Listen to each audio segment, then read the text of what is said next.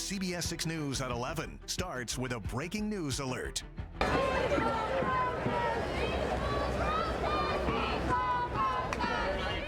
Tensions high tonight on VCU's campus as hundreds of protesters call for a ceasefire in Gaza and the police are called in. Thanks for joining us tonight. I'm Julie Bragg. Students began gathering on the campus earlier today, but as encampments began being set up at VCU, and Richmond and state police all responded. Several students were pepper sprayed.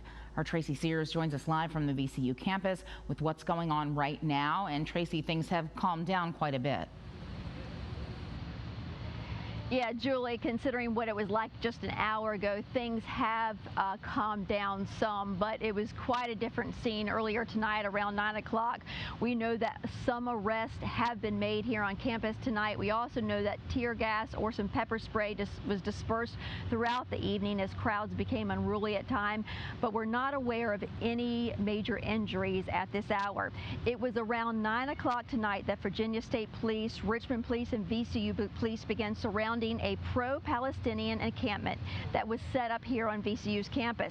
Up until this evening, it's been uneventful with some rallies and some sit-ins, but it was around 5:30 that student organizers began setting up this encampment with tents and supplies and food, defying a request by Governor Youngkin to university presidents that encampments not be allowed on any Virginia campuses.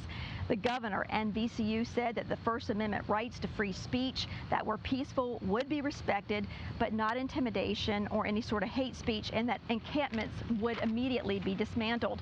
VCU students and other participants had told me that they were prepared for arrest and that they would stand united tonight. Now, one thing that was absent from the protest today was the presence of any sort of pro-Israeli or Jewish students. Daniel Stoppenberg with the Jewish Community Federation of Richmond said the students were celebrating the end of Passover, and they were studying for exams, and they were encouraged to stay away from the protesters today. Now, we spoke to both sides earlier this evening before state police and other police officers were called in. What brought me out here is my ability to use my voice for people who can't use their voices and can't speak up for themselves. We believe in free speech, we believe in free expression, but when you're actively saying things like from the river to the sea or globalize the Intifada, those are direct anti-Semitic threats against Jewish students, and we are seeing that over and over on our college campuses.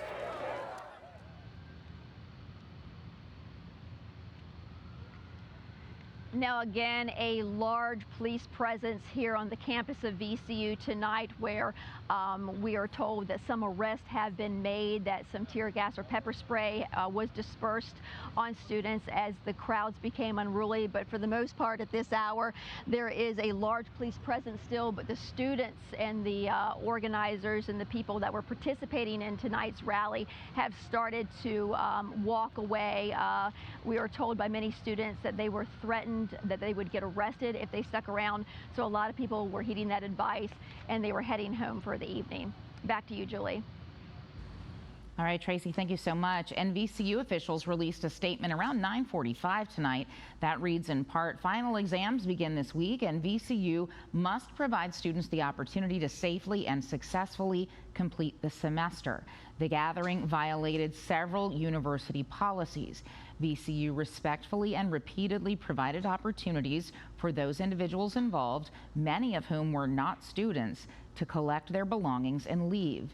Those who did not leave were subject to arrest for trespassing.